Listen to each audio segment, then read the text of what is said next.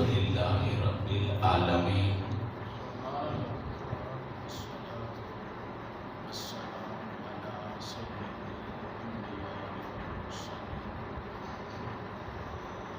اما بعد فاعوذ باللہ من الشیطان الرجیم.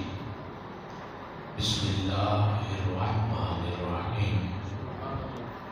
ان الذین یؤذون اللہ ورسولہ لعنهم اللہ فی الدنیا والآخرہ. صدق اللہ مولانا العظیم وبلغنا رسوله النبی الأمی الکریم الامین. ان اللہ وملائکتہ یصلون علی النبی یا ایھا الذین آمنوا صلوا علیہ وسلموا تسلیما. مل کر درود پاک پڑھ لیے. اللہم صلی علی محمد وعلی آل محمد کما صلیت علی ابراہیم وعلی آل ابراہیم انک حمید مجید. اللہم بارک علی محمد وعلی آل محمد کما بارکت علی ابراہیم وعلی آل ابراہیم انک حمید مجید. الصلاۃ والسلام علیک یا رسول اللہ. کوشش کریں مل کر درود پاک پڑھ لیں. الصلاۃ والسلام علیک یا حبیب اللہ. الصلاۃ والسلام علیک یا نبی اللہ وعلی آلک واصحابک یا خاتم النبیین. قابل قدر عزت کے لائق حاضرین و سامعین، میں اس بات پر المصطفیٰ ویلفیئر سوسائٹی کو اور باقی احباب کو بھی مبارکباد پیش کرتا ہوں جو 10 روزہ شہادت کانفرنس ذکر آل بیت اطہار کا انعقاد کیا. اللہ تعالیٰ اس کو اپنی بارگاہ میں قبول اور منظور فرمائے. آل بیت اطہار سے محبت اور ان کا ذکر کرنا یہ بہت بڑی سعادت ہے. اللہ تعالیٰ یہ خوش قسمت لوگوں کو سعادت نصیب فرماتا ہے جن کو آل بیت اطہار کا احترام، ادب اور نسبت نصیب کر دیتا ہے. اس کے ساتھ ہم اہل سنت والجماعت اللہ تعالیٰ کا خصوصی فضل کرم اور اس کی عنایت ہے کہ اللہ تعالیٰ نے ہمیں وقت کے فتنوں کے باوجود وہ عقیدہ عطا کیا جو صالحین کا عقیدہ رہا ہے. اللہ تعالیٰ نے ہمیں اس پرفتن دور کے اندر درست عقیدہ اگر عطا کیا ہے اس کو حضور دعا بھی کیا کریں اللہ درست عقیدے میں موت بھی عطا فرمائے. آل بیت اطہار کی محبت میں جو انسان مرتا ہے وہ شہادت کی موت مرتا ہے. آل بیت اطہار سے پیار کے ساتھ ساتھ ہمیں حضور نبی کریم علیہ السلام کی اصحاب آپ سے عقیدت، احترام اور قلبی وابستگی بھی ضروری ہے. عقیدہ انتہائی ضروری ہے. درست ہونا، عمل کے اندر کمی بیشی ہو سکتی ہے لیکن عقیدے کے اندر خرابی نہیں ہونی چاہیے. آج چونکہ بڑا ایک پرفتن دور ہے اور حالات یکسر بدل چکے ہیں. اسی طرح نظریات، سوچیں، عقائد، طرح طرح کے فتنے آشکار ہو رہے ہیں، پتہ نہیں کس طرح کے فتنے مزید آگے پیدا ہونے والے ہیں۔ لیکن ان فتنوں میں اہل حق کا دامن تھام کے رکھنا اور حقیقت کے ساتھ منسلک ہونا یہ بہت زیادہ ضروری اور لازمی ہے۔ آج کے اس دور کے اندر میں چونکہ چند فکری گفتگو کرنے کی کوشش کروں گا۔ برادر مکرم بلال صاحب کا میں نے تھوڑا سا سنا تھا، مجھے بھی کربلا کے بعد کے حالات، واقعات پر گفتگو کرنے کا حکم دیا گیا ہے، لیکن میں زیادہ تر عقیدے پر یہ بولوں گا۔ جو ہمارے عقائد ہیں ان کے بارے میں ہمیں پتہ ہی نہیں ہے، ان کی گہرائی میں ہم جاتے ہی نہیں ہیں، اور اس کے حل کی طرف، نتائج کی طرف ہم بھی جاتے ہیں۔ آج کے دور کے اندر بعض سوشل میڈیا پہ یہ سر عام گفتگو کرتے نظر آتے ہیں، یزید کے بارے میں کلمات، اس کو امیر المومنین کہنا، اس کو اچھے کلمات بولنا، تعجب کی بات ہوتی ہے۔ کلمہ مصطفیٰ کا پڑھ کے تو انسان کہاں پہنچ جاتا ہے۔ صرف سجدوں اور نمازوں سے کام نہیں چلتا، اللہ کی طرف سے جب تک ہدایت نہ آئے، اور انسان کو ہدایت جب تک ملے نہ، جی یزید پہ لعنت نہ کرو، جی اس کا قصور نہیں ہے، تو میں نے کہا بنیادی طور پہ قصور ہی اس کا ہے۔ ہم لوگ بعض اوقات نا ماشاء اللہ ہماری کوشش ہوتی ہے سر سر ہو، چاند اشعار ہو جائیں، گفتگو ہو، ہاتھ کھڑے کرا لیے جائیں، پلے کچھ نہ پڑے، تو اس کی وجہ سے ہمارے معاشرے کے اندر نقصان ہو رہا ہے۔ ہمارے پڑھے لکھے لوگ جو ہیں اس طرف جا رہے ہیں۔ میں سادہ سی آپ کو مثال دیتا ہوں کہ کربلا کے اندر کون شہید ہوا، کتنے شہید ہوئے، ان کے نام کیا تھے۔ ہمارا تو اہل سنت کا عقیدہ یہ ہے کہ حضور نبی کریم علیہ السلام کی ذات سے جس چیز کا تعلق بھی ہو جائے، اگرچہ کسی کتے کا تعلق بھی مصطفیٰ کے در سے ہو جائے، تو ہم اس کا ادب اور احترام کرنے والے ہیں، ہم اس کے قدموں کی خاک کو اپنی آنکھوں کا سرما بناتے ہیں۔ مدینہ المنورہ ہو، حضور کا خاندان ہو، حضور کے اصحاب ہوں، ازواج ہوں، اولاد ہوں، والدین ہوں، ان کا ادب اور احترام ملحوظ حاضر رکھنا ضروری ہے۔ عرب کے اندر ایک کسی نے شعر کہے ہیں، آپ کو پتا ہوگا، ایک مجازی عشق لیلا اور مجنون کا چلا۔ لیلا کو کہتے ہیں، لیل رات کو کہتے ہیں، تو لیلا کا رنگ کالا تھا، اس وجہ سے یہ لیلا کو لیلا کہا جاتا ہے۔ مجنون اس سے محبت کرنے والا، مجازی عشق کے اندر مبتلا تھا، تو مجنون شعر کہتا ہے احب لحبھا السودان کلھا حتی احب لحبھا السود الکلاب۔ مجنون کہتا ہے میں اپنی محبوبہ کے عشق میں اس حد تک مبتلا ہوں کہ لیلا کی وجہ سے میں ہر کالی چیز سے محبت کرتا ہوں۔ لیلا کی وجہ سے جو بھی کالی چیز ہے مجھے اس سے پیار ہے، یہاں تک کہ میں کالے کتوں سے بھی لیلا کی وجہ سے پیار کرتا ہوں۔ یہ مجازی عشق کی بات ہے، ہم تو حقیقی عشق کی طرف آ رہے ہیں۔ تو حضور نبی کریم علیہ السلام کی ذات اقدس سے ادب و احترام، محبت ہے تو پھر پورا کیا جائے نا۔ ہم بھی بس آنکھیں بند کر لیتے ہیں، ہمیں پتہ نہیں ہے۔ امام جلال الدین سیوطی رحمۃ اللہ تعالیٰ علیہ نے کتنے اہل بیت طہار میدان کربلا میں شہید ہوئے۔ امام جلال الدین سیوطی کہتے ہیں 16، بعض نے 17 لکھے، بعض نے 18 لکھے، بعض کی تحقیق یہ ہے کہ 33 کے قریب صرف مصطفیٰ کی آل عبد المطلب کی اولاد میدان کربلا میں شہید ہوئی ہے۔ اب اس کے اندر حضرت علی رضی اللہ تعالیٰ عنہ کے ایک روایت میں 9 بیٹوں کا، بعض میں 8 بیٹوں کا تذکرہ ملتا ہے۔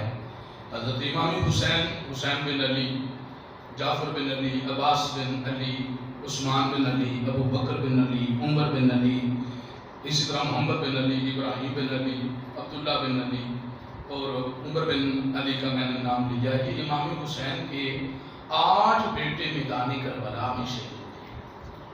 آپ نے کبھی دیکھا کسی محفل کے اندر، کسی مجلس کے اندر، کسی امام بارگاہ میں، یا جنہوں نے امام پاک امام حسین پہ خون کا آخری قطرہ بہا دیا، یار ان کا نام تو واضح ہونا چاہیے تھا، ان کا نام تو عیاں ہونا چاہیے تھا۔ کبھی آپ نے دیکھا لکھا ہوا حضرت علی کے 3 بیٹوں کے نام خلفائے ثلاثہ کے نام بنے ہیں جو صرف میدان کربلا میں شہید ہوئے؟ ابو بکر بن علی، عثمان بن علی، عمر بن علی، یہ میدان کربلا میں شہید ہوئے ہیں۔ ہم بعض اوقات شہدائے کربلا کو اصحاب ثواب تو کرتے ہیں، لیکن بعض اتنا ہی ہوتا ہے امام حسین کا تذکرہ کر لیا، حضرت عباس کا، حضرت جعفر کا تذکرہ کر لیا، عباس علمدار کا، بس سلسلہ ختم ہو گیا۔ اس طرح ظلم نہیں ہونا چاہیے۔ جو امام پاک کے قدموں پہ نثار ہوئے ہیں ان سب کو اصحاب ثواب کرو، ان سب کا ذکر کرو، ان سب کو یاد کرو، ان سب کے تذکرے کرو۔ صرف امام حسین کا نام لکھ لیا جائے، باقی کو چھوڑ دیا جائے، یہ تو انصاف نہیں ہے نا۔ حضرت علی کے باقی بیٹے پھر آگے دیکھ لیں، حضرت امام حسین رضی اللہ تعالیٰ عنہ کے اپنے 3 بیٹے علی بن حسین، علی بن حسین، علی اصغر اور علی اکبر ہیں، علی اوسط۔ اسی طرح جو ہے حضرت علی اوسط کو میدان کربلا میں شہید نہیں ہوئے۔ اس کے علاوہ ابو بکر بن حسین، عبداللہ بن حسین، یہ حضرت امام حسین کے بیٹوں کے نام ہیں، یعنی حضرت علی کے بیٹے کا نام بھی ابو بکر ہے، حضرت حسین کے بیٹے کا نام بھی ابو بکر ہے۔ حضرت حسن کا نیچے جائیں جو صرف میدان کربلا میں شہید ہوئے، عبداللہ بن حسن، ابو بکر بن حسن اور قاسم بن حسن، یہ میدان کربلا میں شہید ہوئے۔ یار محبت کرنی ہے تو ٹوٹل سے کرنا ہے، سب کا تذکرہ ہو، سب کو یاد کیا دے، سب کا چرچا ہو۔ میں اپنوں سے بات کر رہا ہوں، اپنوں سے بہاتے ہوں، ہم بس دیکھا دیکھی معاملات اور کام کو نہ چلائیں، بلکہ اس چیز کو مد نظر رکھیں کہ ان کے نام کیا ہیں، 72 ہیں، بعض دیگر روایات کے اندر مختلف ہیں۔ بہرحال ان چیزوں کا تذکرہ ہمیں آنا چاہیے، یہ چیزیں بھی ہمیں مد نظر ہونی چاہیے۔ آزور ہو جائیں گے، آپ کو یاد ہونی چاہیے، یعنی سو کر آپ نے کہہ دینا ہے کہ 3 خلفائے ثلاثہ پہلے گزرے ہیں، حضرت ابو بکر صدیق، حضرت عمر بن خطاب، حضرت عثمان غنی، ان کے نام پر مولا شیر خدا نے اپنے بچوں کے نام رکھے۔ حضرت ابو بکر کا جب وصال ہوا تھا تو اس وقت حضرت علی شیر خدا کے بیٹا پیدا ہوا تو کہا میں یار کی نسبت سے اپنے بیٹے کا نام کہاں ہیں، نفرتیں، کوئی نفرتیں نہیں ہیں، کوئی اس طرح چیزیں نہیں ہیں۔ آل بیت اطہار کا ادب، احترام، یہ سب سے پہلے ہمیں سکھایا ہے مصطفیٰ کے اصحاب نے۔ ان چیزوں کو مد نظر رکھیں۔ آپ بخاری شریف کی مشہور حدیث سے پاک سنتے ہوں گے، حضرت عمر بن خطاب نے کہا تھا، اس کے ڈیٹیل تو ہے لیکن میں آپ کو چونکہ مقصد جو میرا ہے میں اس کی طرف لے جانا چاہتا ہوں، تو حضرت عمر بن خطاب رضی اللہ عنہ کہا تھا کہ یا اللہ پہلے تیرے نبی کا وسیلہ ہم پیش کرتے تھے، اب تیرے نبی کے چچا کا وسیلہ ہم پیش کرتے ہیں۔ یہ نسبتیں نہیں تو اور کیا تھا، یہ نسبت کا پاس نہیں تو اور کیا تھا۔ اسی طرح جب آپ جائیے داخل ہوں باب سلام سے تو اس وقت وہاں ایک پرنالہ موجود تھا جو آقا دو جہان علیہ السلام نے لگایا تھا۔ حضرت عمر بن خطاب نے سوچا یہاں تو لوگوں کی چنٹیں پڑتی ہیں، کپڑے خراب ہوتے ہیں، اس کو اتروا دیا۔ تو حضرت عباس نے کہا اے عمر جانتے ہو یہ پرنالہ کس نے لگایا تھا؟ کس نے لگایا تھا؟ کہا رسول اللہ علیہ السلام نے لگایا تھا۔ کہا میرے کندھوں کے اوپر سوار ہو کر وہاں ہی فٹ کر دو جہاں لگا۔ اسی طرح حضرت ابو بکر صدیق، حضرت عثمان غنی جب چل رہے ہوتے تھے نا تو اس وقت رستے کے اندر چلتے ہوئے بعض اوقات حضرت عباس آ جاتے، اس وقت حضرت ابو بکر صدیق، حضرت عثمان غنی سواری سے نیچے اتر جاتے ہیں، چچا کا استقبال کرتے، جب چچا چلتے ہوئے دور پہنچ جاتے اس وقت آگے چلا کرتے تھے۔ یہ ادب کس نے سکھایا؟ عصر کی نماز پڑھنے کے بعد حضرت ابو بکر صدیق رضی اللہ تعالیٰ عنہ باہر نکلتے ہیں، جب باہر نکلے اس وقت حضرت امام حسن کھیل رہے تھے، اپنے کندھوں کے اوپر اٹھا لیا، کہا لیسا شبیہا بالنبی شبیہا بعلی، لیسا شبیہا بعلی شبیہا بالنبی۔ یہ اللہ کی قسم ان کی اتنی مشابت مولا علی سے نہیں ہے جتنی مشابت رسول اللہ سے ہے۔ کندھوں پہ اٹھا لیا اور پھر اس چیز کو مد نظر رکھیں، احترام کس کا ہوتا ہے؟ احترام بڑوں کا بھی ہوتا ہے، تعظیم بڑوں کی بھی ہوتی ہے، چھوٹوں پہ کوئی شفقت ہوتی ہے، لیکن حضرت ابو بکر صدیق ہوں اور حضرت عمر بن خطاب ہوں، حضرت عثمان غنی ہوں، یہ حضرت امام حسین کی تعظیم کیا کرتے تھے. اور چھوٹوں کا احترام ہوتا ہے، چھوٹوں کا شفقت ہوتی ہے نا، لیکن حضرت ابو بکر صدیق رضی اللہ تعالی عنہ ان کی تعظیم بجا لایا کرتے تھے. حضرت ابو ہریرہ رضی اللہ تعالیٰ کو دیکھ لو، کبھی حضرت امام حسن کا پیٹ چومتے ہیں، اور کبھی رستے سے گزرتے ہوئے جب حضرت امام حسین تھک جاتے ہیں، آرام کے لیے وہاں رکتے ہیں، تو اپنے کپڑے سے امام حسین کے پاؤں کو جاڑتے ہیں اور کہا تمہارا مقام لوگوں کو پتہ چل دے تو لوگ تمہیں زمین پر چلنے نہ دیں. یہ مقام ہے اہل بیت اطہار کا، یہ رتبہ ہے اہل بیت اطہار کا. پھر صحابہ کرام حضرت علی المرتضیٰ رضی اللہ تعالیٰ عنہ کے چہرے کی طرف حضرت ابو بکر صدیق رضی اللہ عنہ دیکھتے رہتے تھے. حضرت عائشہ صدیقہ رضی اللہ تعالیٰ عنہا نے عرض کیا، ابا جان کیا وجہ ہے؟ میں اکثر مشاہدہ کرتی ہوں جب رسول اللہ کی مجلس لگی ہوتی ہے تو آپ کی نظر حضرت علی رضی اللہ عنہ کے چہرے کی طرف ٹکتی کی باندھے ہوتے ہیں، آپ بس اوقات دیکھتے ہی رہتے ہیں. تو کہا اس وجہ سے کہ میں نے رسول اکرم سے سنا ہے علی کے چہرے کو دیکھنا بھی عبادت ہے. یہ ہمیں کس نے سکھایا؟ یہ صحابہ نے ادب سکھایا ہے، یہ اکرام صحابہ اکرام نے ہمیں سکھایا ہوا ہے. پھر وہ وقت بھی آتا ہے حضرت امام حسین دروازے پہ کھڑے ہوتے ہیں، امام حسن بعض اوقات آ جاتے ہیں، اور اسی طرح حضرت عبداللہ ابن عمر آ جاتے ہیں. اور حضرت عبداللہ ابن عمر پہلے کھڑے تھے، اتنے میں حضرت امام حسن آئے واپس چلے جاتے ہیں. پتہ چلا تو کہا ہے حسن مجتبیٰ تم واپس کیوں چلے گئے تھے؟ کہا تمہارا بیٹا کھڑا تھا دروازے پر، میں نے کہا اپنے پتر کو جو اجازت نہیں ملتی مجھے کیسے ملے گی.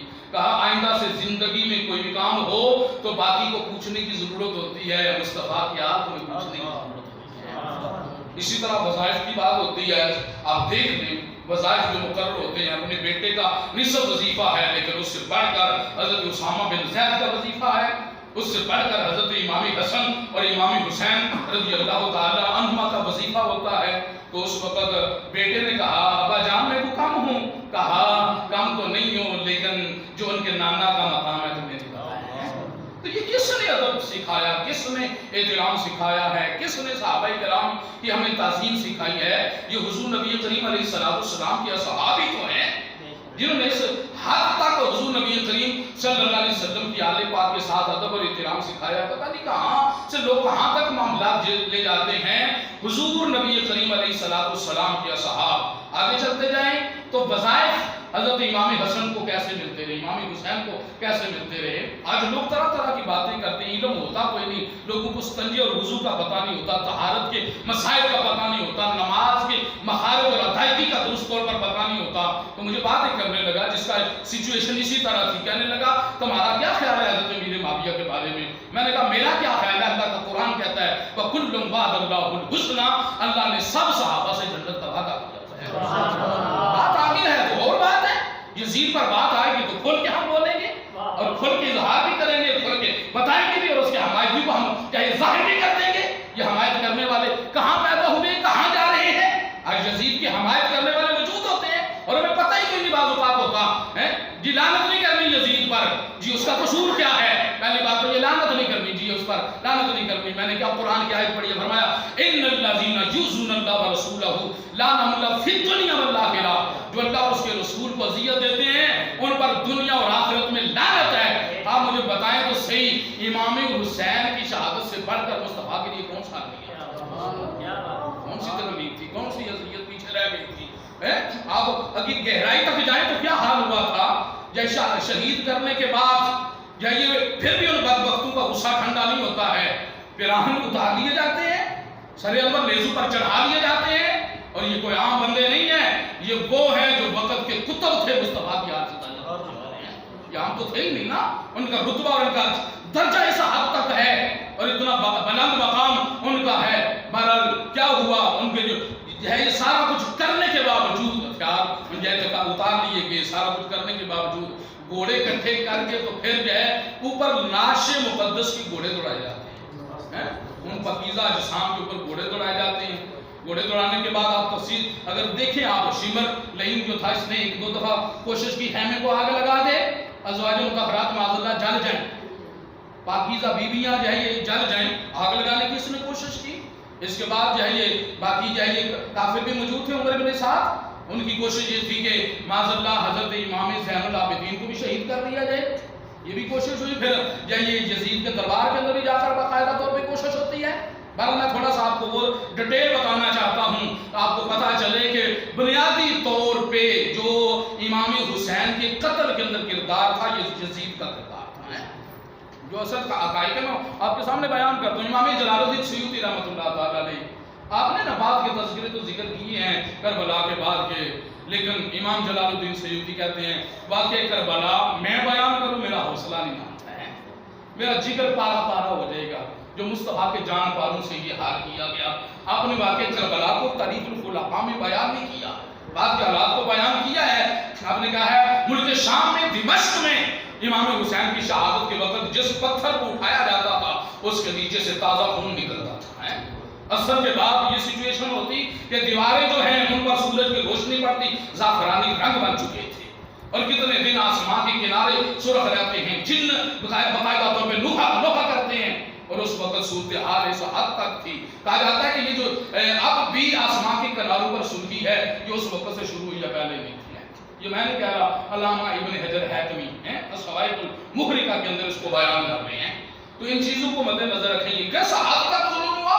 پھر ساتھ بیزو پر چڑھا دیے جاتے ہیں. پھر ابن زیاد کے دربار کے اندر پہنچ کر اس وقت میں تھوڑا سا عام چیزیں اس لیے بیان کر رہا ہوں آپ لوگوں کو پتہ چل جائے یزید کس حد تک اس کے اندر ملوث تھا.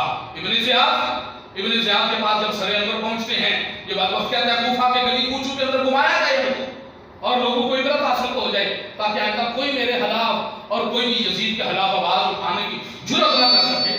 یا میں آپ کو یہ بھی بتانا چاہتا ہوں، بعض لوگ کہتے ہیں کوفی لا یوفی الا نعمان ہے، یا کوفی لا یوفی جملہ بولتے ہیں، یہ تھوڑا جملہ بولنے میں احتیاط کریں. ہر علاقے میں ہر جو ہے یہ ایریے میں کچھ لوگ بے وفا بھی ہوتے ہیں، کچھ وفادار بھی ہوتے ہیں. یہ آپ کو پتہ ہونا چاہیے کہ کوفے کو بعد 17 ہجری کے اندر حضرت عمر بن خطاب نے کیا تھا، اور حضرت عبداللہ ابن مسعود کو بھیجا گیا تھا. حضرت عبداللہ ابن مسعود جب وہاں پہنچے تھے اور اس وقت جب علی شیر خدا پہنچے تھے، اس وقت کوفہ کے اندر حضرت ابن مسعود کی تبلیغ سے 4000 عالم تیار ہو چکے. کوفہ کے اندر 1500 صحابہ کرام اس وقت موجود تھے، جن میں 70 بدری صحابہ کرام بھی موجود تھے. یار حالات کوئی بھی ہوتے ہیں، آگے کردار کسی ایک کا ہو جاتا ہے. ٹھیک ہے بنیادی طور پہ جنہوں نے خط بھیجے سلیمان بن سرد ہے یا دوسرے تیسرے ہیں، ان کا الزام ہے وہ بدبخت ہیں جنہوں نے یہ خط لے کر منگایا اور یہ بے وفائی کی ہے. لیکن بعض میں اس لیے آپ کو بات کہہ رہا ہوں، ہمارے بعض عقائد نظریات چیزیں گہرائی تک ہم نہیں جاتے، تو کوفی لا یوفی ان کو کہہ لیتے ہیں جن نے بے وفائی کی ہے. لیکن حضرت عبداللہ ابن مسعود وہاں رہے ہیں اور ایک مرکز وہاں رہا ہے. 70 بدری صحابہ وہ کوفے کے اندر آباد رہے ہیں، جس کی وجہ سے کوفہ جائیے آباد ہوا، علم کا مرکز بنا تھا. اس طرح آگے سلسلہ چلتا رہا. اب ابن زیاد کے پاس جب سر انور پہنچتا ہے دارالامارت کے اندر، تو ایک میں حضرت انس بن مالک رضی اللہ تعالی عنہ ہے. آپ نے کہا تھا بدبخت، چھڑی لگانے لگا نا دانتوں پہ، تو آپ نے کہا تھا بدبخت یہ وہ چہرہ ہے جو سب سے زیادہ مصطفیٰ سے مشابہت رکھتا ہے. آپ یہاں بھی لوگ حضرت انس پہ اعتراض کرتے ہیں کہ یہ انہوں نے کہہ دیا تھا، لیکن ابن زیاد کی چھڑی پیچھے کیوں نہیں اٹھوائی تھی؟ ہم یار کیا ہیں، ہماری ویلیو کیا ہے؟ وہ صحابہ کرام ان کا مقام ہو رہا ہے. حضرت زید بن ارقم رضی اللہ تعالیٰ عنہ آپ نے باقاعدہ کہا تھا، آپ نے کہا تھا بدبخت اپنی چھڑی پیچھے کر لے، تجھے پتا نہیں ہے جن دانتوں کو اور جس جگہ وہ چھڑی لگا رہا ہے یہاں مصطفیٰ اسے دیتے رہے. تو یہ صورتحال تھی. وہ بدبخت نے جہاں تک بھی ظلم تھا کیا. اس کے بعد سر انور جب دمشق میں پہنچتے ہیں، یزید کے پاس پہنچتے ہیں. اب ذرا توجہ رکھنی ہے یزید کا، یہ بعض اس کی تاریخ بیان کرنے والے کیا کیا اس کی شان میں قصیدے کہتے ہیں. سب سے پہلے تو اس بات کو مد نظر رکھیں، اس نے جب پتہ چلا تھا امام حسین شہید ہوئے ہیں، شروع میں جشن منایا تھا، شروع میں خوشی منائی تھی، خوشی کا اظہار کیا تھا. لیکن اس نے دیکھا یہ تو سارے کا سارا پلٹا میرے خلاف ہو جائے گا، یہ ہر چیز میرے خلاف ہو جائے گی اور میری حکومت نہیں رہے گی. اس وجہ سے اس نے جو ہے یہ پھر امام زین العابدین کے ساتھ اور دیگر جن کے ساتھ جو ہے ہمدردی کا سلسلہ شروع کیا اور ان کو بٹھایا. 3 دن تک امام زین العابدین کو اپنے ساتھ کھانا کھلاتا رہا. لیکن بدبخت جو ہوتا ہے وہ بدبختی ہوتا ہے. اس نے 3 دن کھانا جب امام زین العابدین کو اپنے ساتھ کھلایا نا، تو تیسرے دن کہنے لگا کیا خیال ہے امام زین العابدین، لڑنا ہے میرے پتر نال، میرے بیٹے کے ساتھ لڑنا ہے؟ امام زین العابدین نے کہا چلو لڑ لیتے ہیں، تیرا شوق پورا کر اپنے بیٹے کو بھی چھڑی دے دے، مجھے بھی چھڑی دے دے۔ اس وقت یزید نے جملے بولے تھے، بدبخت نے، اس نے کہا تھا سام کا بیٹا بھی، سام کا بچہ بھی سام ہی ہوگا۔ جو اس بدبخت نے جملے بولے تھے، پھر بھی ہم اس کی تعریف کریں۔ اور یزید جو نصرانی ہے، جیسے نان کے نصرانی جو عیسائیوں کے حق تربیت پاتا رہا، اور ایک امام حسین ہے جب پیدا ہوتے ہیں تو چہرہ مصطفیٰ کو دیکھتے ہیں۔ ایک امام حسین ہے جن کے منہ کے اندر سب سے پہلے مصطفیٰ کا لعاب جاتا ہے، جن کے کانوں میں سب سے پہلے اذان مصطفیٰ دیتے ہیں، اور 6 سال 7 مہینے 7 دن تک مصطفیٰ کی رفاقت میں، آپ کی رفاقت کے اندر، آپ کی قرب کے اندر ہر لمحہ رہنے والے وہ امام حسین ہیں۔ بعض لوگ کہتے ہیں جی یزید تابعی تھا۔ امام احمد بن حنبل نے کہا خبردار، یزید کوئی حدیث کسی محدث نے رقم نہیں کی ہے یزید کی ہے، باپ حضرت امیر معاویہ ہیں، لیکن کہا خبردار، یزید کی ہم کوئی روایت نہیں لیں گے جو مصطفیٰ کی آن پہ ظلم کرنے والا ہے، کوئی بھی حدیث کی کتاب کے اندر اس کی روایت نہ آنے پائے ہیں۔ پھر لوگ کہتے ہیں جی تابعی تھا نا، تابعی تھا، قرآن پڑھے نا، والذی نتبعہم بإحسان، اللہ کہتا ہے تابعی وہ ہیں جنہوں نے احسان کے ساتھ، نیکی کے ساتھ صحابہ کی پیروی کی ہے، جنہوں نے ظلم کے ساتھ کیا وہ تابعی بھی نہیں ہے، وہ تابعی کی صف کے اندر شامل نہیں ہے، ان کو خارج کیا گیا۔ آپ اس بات کا اندازہ لگا لیں، امام احمد بن حنبل ہیں، امام شافعی ہیں، امام مالک ہیں، امام ابو حنیفہ ہیں، پھر بعد میں بڑے بڑے محدث گزرے، کسی محدث نے یزید کی روایت کو دیا نہیں۔ پھر اس کے بعد کیا ہوا، جب حضرت زینب رضی اللہ تعالی عنہا، اب جائیے ایک بچی وہاں موجود تھی تو ایک بدبخت کہنے لگا یہ میرے حوالے کر دیں، اس وقت حضرت زینب رضی اللہ تعالی عنہا نے کہا ایسا نہیں ہو سکتا، کوئی بھی اس طرح نہیں کر سکتا۔ یزید کہنے لگا میں کر سکتا ہوں۔ آپ نے کہا حضرت زینب رضی اللہ تعالی عنہ نے اس وقت ہی کر سکتا ہے جب مصطفیٰ کے دین سے نکل جائے، کافر ہو جائے، پھر ہی کر سکتا ہے، تو ورنہ یہ کچھ ایسا بدبخت کوئی نہیں ہے۔ اس وقت اس نے جملے بولے تھے، اس نے کہا تھا دین سے معاذ اللہ تمہارا بھائی نکلا، تمہارا باپ نکلا۔ یہ گستاخیاں نہیں تو اور کیا ہے، یہ ظلم نہیں تو اور کیا ہے، یہ سلسلے تھے۔ پھر اس کے بعد جائیے آگے چلے جائیں، 64 صدی ہجری، واقعہ کربلا 61 میں پیش آیا، اس کے بعد جائیے 64 صدی ہجری کے اندر پھر کیا ہوا۔ اب لوگ ذرا آپ نے توجہ کرنی ہے، کیا یزید قاتل امام حسین ہے کہ کوئی نہیں؟ آپ نے اس کی طرف توجہ کرنی ہے، ریسرچ ہونا چاہیے، ہمیں علم ہونا چاہیے۔ حضرت عبداللہ ابن عباس رئیس المفسرین ہیں، آپ کہتے ہیں مجھے پتا ہوتا ہے قرآن کی کوئی آیت کدھر نازل ہوئی، کہاں نازل ہوئی، پورے کے پورا میں ڈیٹیل جانتا ہوں۔ حضرت عبداللہ ابن عباس رئیس المفسرین، حضرت عباس کے بیٹے، آپ کو یزید نے خط لکھا تھا، باقاعدہ طور پہ خط لکھا، اور اس کے اندر خط کے اندر یہ تھا جب حضرت عبداللہ بن زبیر نے بیعت نہیں کی تھی، کہ بیعت آپ نے نہیں کی تھی حضرت عبداللہ ابن عباس نے، تو یزید نے خط لکھا، مجھے پتا چلا ہے تم نے ملحد، معاذ اللہ ملحد کہتے بے دین کو، حضرت عبداللہ بن زبیر کی بیعت نہیں کی، مجھے تم سے بڑی توقعات تھی اور واقعی تم ثابت قدم نکلے۔ یہ صلہ رحمی ہوتی ہے، یہ یزید جملے بول رہا ہے حضرت عبداللہ ابن عباس کو، یہ صلہ رحمی ہوتی ہے اور تم بڑے وفادار نکلے ہو، اس طرح کا کلام تھا۔ آخر میں یزید کہنے لگا میں نے خط اس لیے لکھا ہے کہ مجھے پتا چلا ہے کچھ لوگ عبداللہ بن زبیر کے قریب جا رہے ہیں، اے عبداللہ بن عباس جہاں تک تمہارا بس چلتا ہے لوگوں کو عبداللہ بن زبیر کی جادو بیانی سے ذرا دور رکھنا ہے۔ اب یہ خط تھا، اب اس کا جواب حضرت عبداللہ ابن عباس دیتے ہیں۔ آپ نے کہا بدبخت، یہ تو سمجھتا میں نے حضرت عبداللہ بن زبیر کی بیعت نہیں کی، تو تیرے کہنے پر بیعت نہیں کی ہے، میرے اپنے معاملات ہیں، اور جو تو کہہ رہا ہے مجھے تحفے دے گا، ہدیے دے گا، میرے ساتھ حسن سلوک کرے گا، تو اپنا حسن سلوک اپنے پاس ہی رکھ، مجھے تیرے حسن سلوک کی ضرورت نہیں۔ آگے جملے دیکھ لیں حضرت عبداللہ ابن عباس کی، شام کہتے ہیں وَقَدْ قُتَلْتَ حُسَيْنًا وَفِتْيَانَ عَبْدَ الْمُطَّلَبِ، میں تو اسے کیسے امید رکھ سکتا ہوں جبکہ یزید تو ہی بدبخت ہے جس نے امام حسین کو بھی قتل کیا اور عبد المطلب کی اولاد کو، نوجوانوں کو تو نہیں قتل کیا ہے۔ یہ کون جملے بول رہا ہے؟ حضرت عبداللہ ابن عباس رضی اللہ تعالیٰ عنہ۔ چلو دوسری طرف چلے جاتے ہیں، یزید کے بیٹے کو دیکھ لیں، معاویہ بن یزید، اس کے دیکھ لیں یزید کی کتنی اولاد تھی، کتنے بیٹے تھے؟ 15 اس کے بیٹے تھے، 5 بیٹیاں تھیں یہ یزید کی۔ تو اس کے اندر معاویہ بن یزید تخت پہ بعد میں بیٹھا تھا اور اس نے تخت پہ بیٹھ کے کہا تھا میں اس تخت کو قبول نہیں کرتا جس سے قتل حسین کی بو آ رہی ہے۔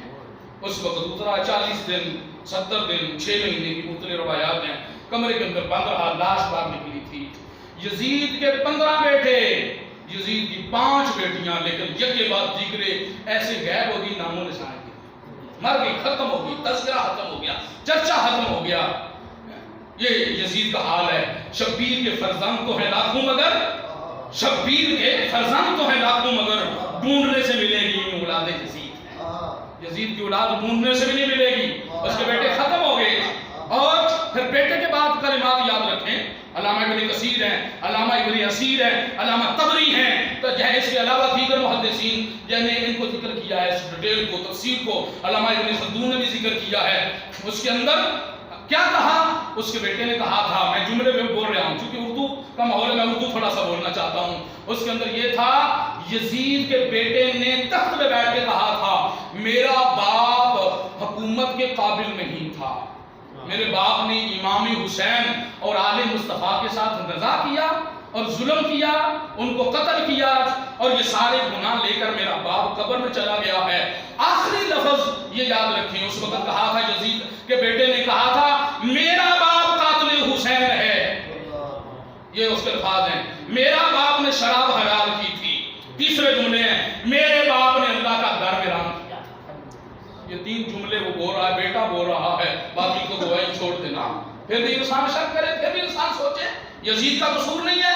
حضرت شیخ عبد المحق محدث دہلوی رحمۃ اللہ تعالی علیہ, اتنے روحانی سلسلے والے, اتنے عظیم مقام رکھنے والے حضرت شیخ عبد الحق محدث دہلوی رحمۃ اللہ تعالی کہتے ہیں یزید وہ ہے جس نے واقع حرا کے اندر کئی صحابہ کرام کو شہید کیا, اور صلح حدیبیہ کے جتنے صحابہ ختم ہو گئے ہیں اس واقع حرا کے اندر.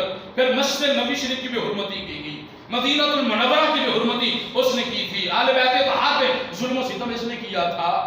یہ سارا شیخ عبد الحق محدث دہلوی لکھنے کے بعد لکھتے ہیں پھر اس سے بڑھ کر یہ ہے کہ یزید نے امام حسین کو قتل بھی کیا اور مصطفیٰ کی آل کی اہانت کی ہے.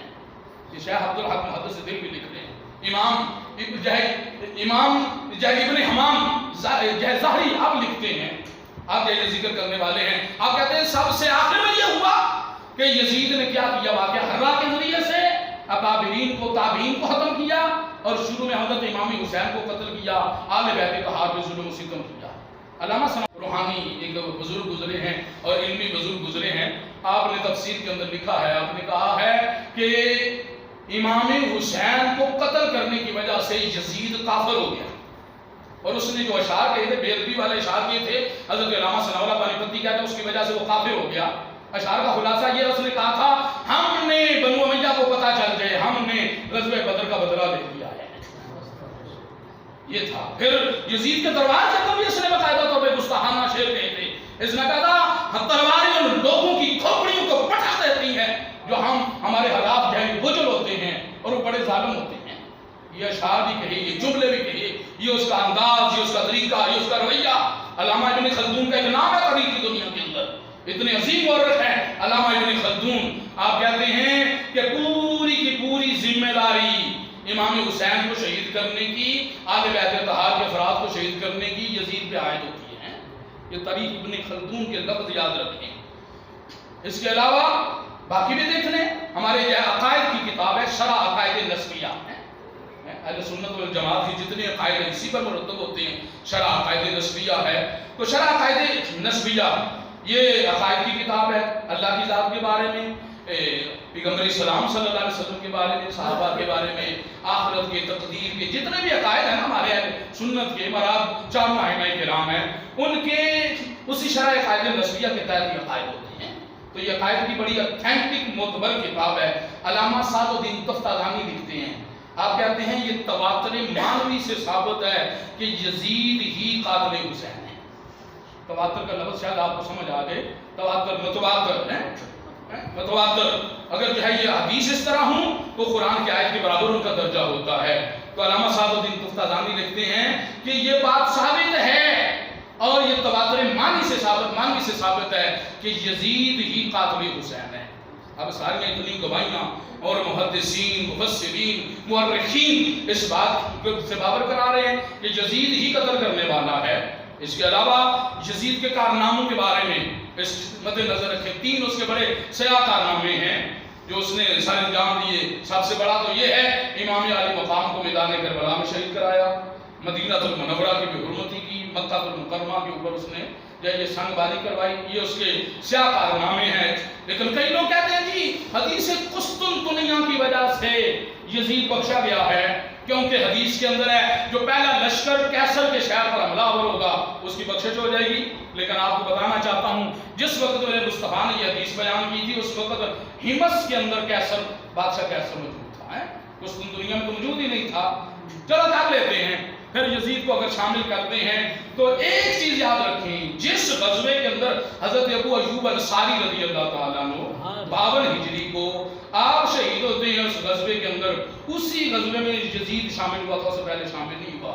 اور ایک بعض نے کہا وہ 7واں غزوہ تھا، بعض نے کہا 8واں، بعض نے کہا آخری غزوہ تھا۔ اگر بخشش کی روایات لینی ہے تو وہ پہلے کی تھی، پہلا لشکر حملہ آور ہو، لیکن اس کو کھینچ کر کسی طرح یزید کے حامی جو ہے اس کو شامل کرنے کی کوشش کرتے ہیں۔ ہمارا ایک ہی موقف ہے، جو یزید کے ماننے والے وہ کہیں یا اللہ ہمارا عشر یزید کے ساتھ کرنا، اور ہم کہتے ہیں یا اللہ حسین کے ساتھ ہمارا۔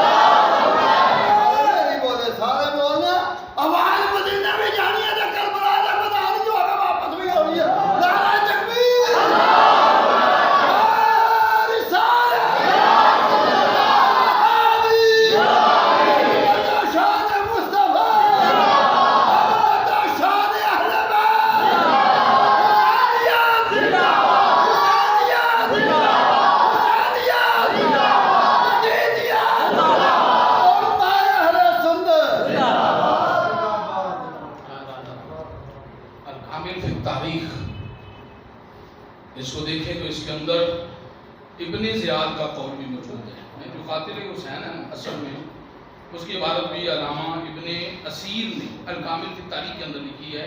ابن زیاد کہتا ہے تو بدبخت ہے نا، لیکن اس کی روایت کی جائے اس کے الفاظ کوڈ ہے، یہ کہتا ہے کہ مجھے یزید نے واضح اشارہ کیا تھا کہ امام حسین کو قتل کرنا ہے، اگر قتل نہ کیا تو ابن زیاد میں تجھے قتل رہا۔ تو یہ ابن زیاد کہتا ہے اس کی وجہ سے میں نے پھر امام حسین کو قتل کر دیا۔ یہ ساری روایات سے پتہ چلتا ہے کہ قاتل حسین یزید ہے۔ باقی بھی ہے، شاہ ولی اللہ محدث دہلوی علیہ رحمہ نے حجت اللہ البالغہ میں لکھ دیا، گمراہی کی طرف بلانے والے اگر جائے شام کے اندر یزید تھا تو عراق کے اندر ابن زیاد موجود تھا۔ تو یہ چیزیں، ان چیزوں کو مد نظر رکھنا ہوگا۔ پھر میں نے دیکھا بعض میں جائے مختار سقفی کا جو ہے یہ بعض دربار بنا ہوا ہے، یہ شروع کے اندر تو محب اہل بیت تھا، لیکن بعد میں اس نے نبوت کا دعویٰ کر دیا تھا۔ یہ کذاب ہے، یہ دجال ہے، اس وجہ سے اس کی کوئی حمد اور اس کی بھی کوئی تعریف نہیں ہے۔ شروع کے اندر اس نے کام کرائے تھے کافی، اور انجام ان یزیدیوں کا بہت برا ہوا۔ جس نے بھی امام حسین رضی اللہ عنہ کے شہید کرنے میں کردار ادا کیا، جماعت میں اضافے کا سبب بنا۔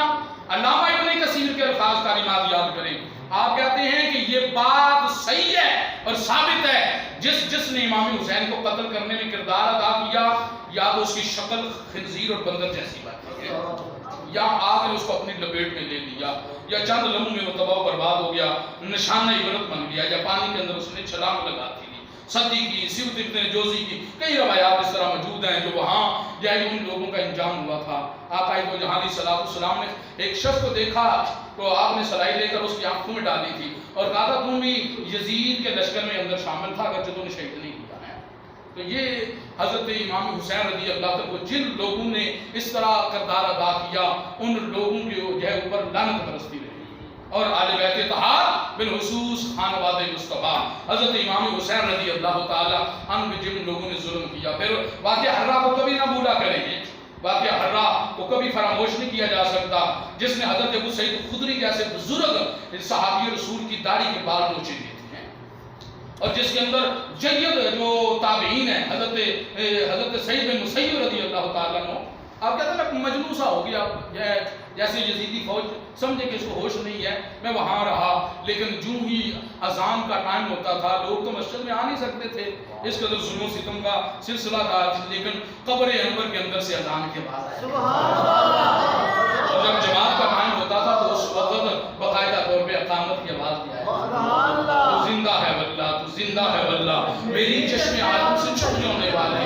چمک تو صرف پاتے ہیں سب پانے والے، میرا دل بھی چمکا تو چمکانے والے۔ تو دوستو اس چیز کو مد نظر رکھو، ہم بڑے خوش نصیب ہیں. میں بعض اوقات اپنے مقدر پہ ناز کرتا ہوں. کئی لوگ اہل بیت سے بڑی محبت کرتے ہیں لیکن صحابہ کا ادب اور احترام نہیں, اچھے کلمات سے نہیں ہے, تو فائدہ نہیں ہوگا. اور بعض اوقات حضرت علی کی محبت کے اندر بعض لوگ افراد و تفرید کا شکار ہو جاتے ہیں. عزیز کا یاد رہے گا مشکات کی حدیث ہے, باقی بھی کتب کے اندر میں نے پڑھی ہے یہ روایت. میرے آقا علیہ السلام نے کہا تھا, اور روایت صحیح ہے, آقا علیہ السلام نے کہا تھا علی تمہاری کفیت حضرت عیسیٰ علیہ السلام کی طرح ہے. کچھ لوگ تجھ سے زیادہ محبت کریں گے, محبت میں غلو کریں گے, اور کچھ لوگ تم سے دشمنی کریں گے. یہ دونوں تباہ ہو جائیں گے, متوسط طبقہ جو ہے وہ کامیاب. سبحان اللہ. اس کو بھی دیکھ لیں. پھر اس کے ساتھ ساتھ اس چیز کو مد نظر رکھیں, اہل بیت طہار سے محبت اس کو اپنے دل کے اندر جاگزی کریں. جو شخص اہل بیت طہار سے محبت کرنے والا ہے اللہ اس کا ایمان پہ خاتمہ فرمائے. آج حضرت امام زین العابدین رضی اللہ تعالیٰ عنہ ذوالحجۃ الحرام, آپ کا بھی جو ہے یہ وصال کا موقع ہے. حضرت امام زین العابدین رضی اللہ تعالیٰ عنہ, اور ان لوگوں پہ بڑا ظلم ہوا, بنو امیہ نے بڑا ظلم کیا.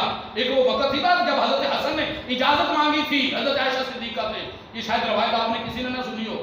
حضرت عائشہ صدیقہ سے حضرت امام حسن نے اجازت مانگی تھی, اجازت ہو تو میرا دل کرتا ہے مصطفیٰ کے پہلو میں بھی دفن ہو چکے ہیں. اس وقت الفاظ موجود ہیں, حضرت عائشہ صدیقہ رضی اللہ تعالیٰ کہا تھا ویلکم, آپ کا جو حکم ہے اس کو میں تسلیم کرتی ہوں, لیکن بنو امیہ کے خوف کی وجہ سے اس طرح کیا گیا.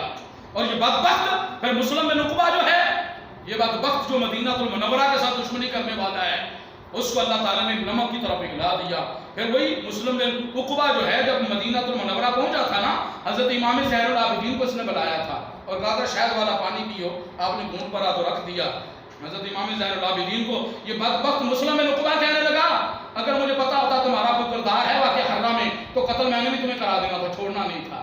یہ ان بدبختوں کا حال ہے, سب کچھ کرنے کے باوجود بھی ان کا غصہ ٹھنڈا نہیں ہوا, اور میرے آقا کی آل پاک پر ظلم و ستم کا سلسلہ اس طرح جاری رہا ہے. آپ دیکھیں اگر کوئی عمرہ کرنے جاتا ہے تو جو واقعہ کربلا کے بعد پاکیزہ بیویاں ہیں ان کا جو رہائش کا انتظام تھا وہ دور کیا گیا تھا.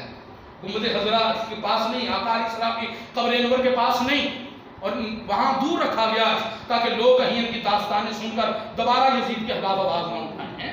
اور حضرت حنظلہ کے بیٹے حضرت عبداللہ ہیں, حضرت حنظلہ غسیل الملائکہ ہیں جن کو اللہ کے فرشتوں نے غسل دیا ہے. پتہ ہے آپ کو حضرت حنظلہ وہ ہیں, آج تو یہ ہے نا بس ہم اہل بیت سے محبت ہے, بس 10 دن محرم کا تذکرہ کیا, بڑی پیار اور بڑی محبت ہے, نمازیں چھوڑو. امام حسین نے تلواروں کے سائے میں بھی نماز نہیں چھوڑی ہے. ہم بس تذکرہ یہ بیان کریں, بس کربلا کا تذکرہ بیان کر دیا, حق ادا ہو گیا نہیں. فرمایا افضل الجہاد عند سلطان جائر, سب سے افضل جہاد یہ ہوتا ہے ظالم بادشاہ کے آگے کھڑے ہو جانا ہے, اس کے جواب دینا اور اس کے آگے کھڑے ہو جانا, یہ افضل جہاد ہوتا ہے. تو یہ سلسلہ حضرت امام حسین رضی اللہ عنہ کی تعلیمات پہ عمل پیرا ہونے کی ضرورت ہے. برحال آل بیت طہار کا ادب اور احترام کریں, مصطفیٰ کی آل کا جتنا بھی ادب اور احترام ہو سکتا ہے, اور بالخصوص حسنین کریمین حضرت فاطمہ الزہرا حضرت علی مرتضیٰ رضی اللہ تعالیٰ عنہم سے محبت کریں. فرمایا علی تو سے محبت نہیں کرے گا مگر مومن, اور نفرت کی نہیں کرے گا مگر منافق ہے. صحابہ کرام کہتے ہیں ہم سمجھ لیتے تھے جس کے دل کے اندر علی کی نفرت ہوتی تھی وہ منافق بنتا ہے. پھر بعد میں بڑے معاملات ہوتے رہے, جب بنو امیہ کا اقتدار اس نے سنبھالا تھا تو اس وقت ایک دفعہ ہشام بن عبد الملک یہ پہنچتا ہے, یہ خانہ کعبہ کے اندر داخل ہوا تو اس نے ارادہ کیا کہ میں ہجر اسود کو بوسہ دے دوں. بوسہ دینے کا ارادہ کرتا ہے, رش بڑا تھا, پبلک بڑی تھی, اس کے ساتھ باقی بھی ہمت سے دیگر علاقوں سے اس کے ساتھ لوگ آئے ہوئے تھے, بڑے بڑے عمرا آئے ہوئے تھے, لیکن کسی نے اس کو کون نہیں ماری ہے, اس کو موقع ہی نہ ملا. اس وقت شور بڑا کرتا رہا کہ مجھے موقع دو, میں نے ہجر اسود کو بوسہ دینا ہے, لیکن موقع نہ ملا. تھک ہار کے سینے حرم کے اندر بیٹھ جاتا ہے, کہنے لگا میرے لیے کرسی لگا دو, وقت کا وزیر ہے, وقت کا گورنر ہے, لیکن خانہ کعبہ کو اللہ نے کہا بوسہ دینے کی تجھے توفیق نہیں ہوتی. تھوڑا سا ٹائم گزرتا ہے, اتنے میں حضرت امام زین العابدین تشریف لے آتے ہیں. جب آپ تشریف لائے, آپ کا آنا تھا, سین خالی ہو جاتا ہے, لوگ پیچھے ہٹ جاتے ہیں. ہجر اسود کو بوسہ آپ نے بڑے آرام سے دیا. عجز و انکساری تو اس خاندان کے اندر پہلے ہی ہے نا, تو اس وقت عجز و انکساری تھی, بوسہ دیا. سارے کے سارے لوگوں نے سر جھکائے ہوئے ہیں, تو یہ کفیت, یہ عالم. اس وقت سہرا نے پوچھا ہشام بن عبد الملک بتاؤ تو صحیح یہ نوجوان کون ہے, یہ کون ہے, اس کے بارے میں بتاؤ. عمری خاندان سے تھا نا ہشام, کہنے لگا لا مجھے پتا نہیں ہے، لا نعرف، میں نہیں جانتا. فرزدق کو غصہ آ گیا فرزدق صاحب ہیں، اس نے کہا تو نہیں جانتا؟ ھذا ابن رسول اللہ ان کنت جاہلا، اگر تو نہیں جانتا تو سن لے یہ اللہ کے رسول کے بیٹے ہیں. البیت یعرفہ والعید والحرم، اس کو اللہ کا گھر بھی جانتا ہے کہ یہ زین العابدین ہے، یہ ہل بھی جانتا ہے، حرم حدود حرم بھی جانتی ہیں، کائنات کا گوشہ گوشہ جانتا ہے، یہ مصطفیٰ کی آل سے تعلق رکھنے والے ہیں. فرزدق نے قصیدہ بڑا لمبا لکھا تھا، آگے لکھا ھذا ابن فاطمہ کا اسد اللہ والدہ، یہ فاطمہ کے یہ لحظے جگر ہیں، علی کے بیٹے ہیں. بجدہ انبیاء اللہ قد ختم، ان کے تو نانا وہ ہیں جن پر اللہ نے نبیوں کی نبوت کا سلسلہ ہی ختم کر دیا، ان کا تو مقام ہی وہ ہے. آذا الى جال قریش قال قائلهم الى مکارم هذا الفتى ينتهي الكلام. آپ نے تیسرا شعر فرزدق کا یہ ہے کہ یہ امام زین العابدین وہ ہیں، جب قریش کی مجلس میں آ جاتے ہیں نا تو قریش یہ کہنے پہ مجبور ہو جاتے ہیں یہ زین العابدین وہ نوجوان ہے جس کے اوپر کرم کی انتہا ہو جاتی ہے، کرم کی انتہا اس سے ہو جاتی ہے. وَإِنْ أُتَّى أَهْلُ التُّقَىٰ فَهُمْ أَئِمَّتُهُمْ. فرزدق نے کہا اگر پوری دنیا کے تقوی والے لوگ اگر چنے جائیں کون کون تقوی والا ہے تو سارے متقین کے امام زین العابدین.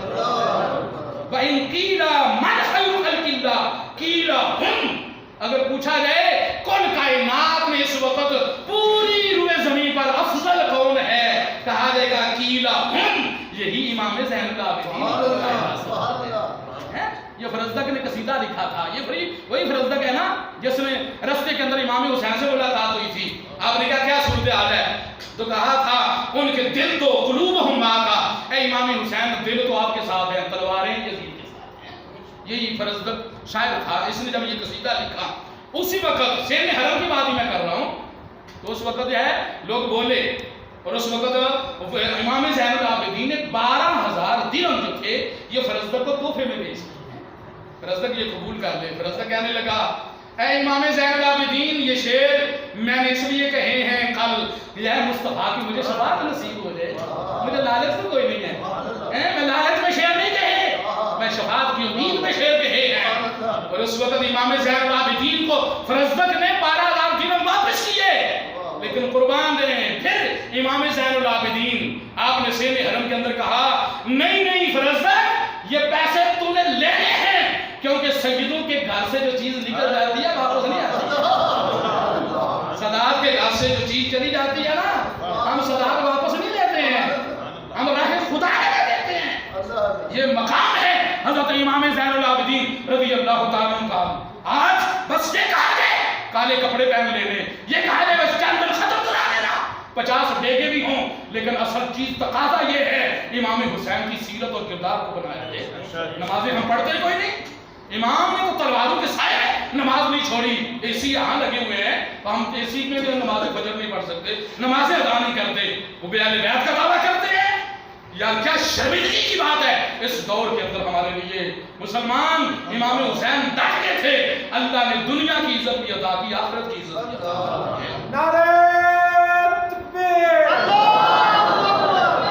نعرہ رسالت، نعرہ حیدری، نعرہ غوثیہ،